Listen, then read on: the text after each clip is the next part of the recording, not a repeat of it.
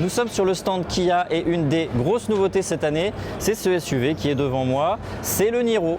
Eh bien 4,35 m, c'est un concurrent des nouveaux Seat ATK, du Peugeot 3008, du Nissan Qashqai, entre autres. Sa particularité, figurez-vous, c'est que c'est un SUV hybride. Alors au niveau technique, c'est un 1,6 litre essence de 105 chevaux qu'on accouple à un moteur électrique de 44 chevaux. La puissance cumulée, c'est 141 chevaux, des émissions de CO2 réduites à 89 grammes et un bonus de 750 €. À l'intérieur, on se retrouve face à une planche de bord relativement sombre et sobre, mais bien réalisée. En tout cas, la qualité des matériaux est bonne, les assemblages également. Le niveau d'équipement est pas mal. On a un chargeur par induction, comme dans le nouveau Seat ATK par exemple. Un écran tactile 8 pouces avec des services connectés fournis par TomTom, une compatibilité Android Auto. Mais surtout, on jette un coup d'œil aussi à ce levier de vitesse.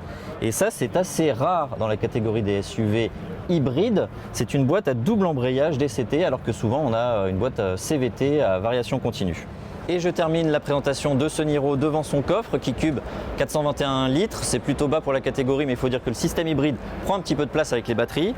Et je vous parle du prix. On n'a pas de grande précision sur le prix, mais ce sera aux alentours de 25 000 €, ce qui est plutôt bien placé pour un hybride. Et au niveau de la commercialisation, vous pourrez aller en concession, le précommander à partir de l'été de cette année pour les premières livraisons à la rentrée.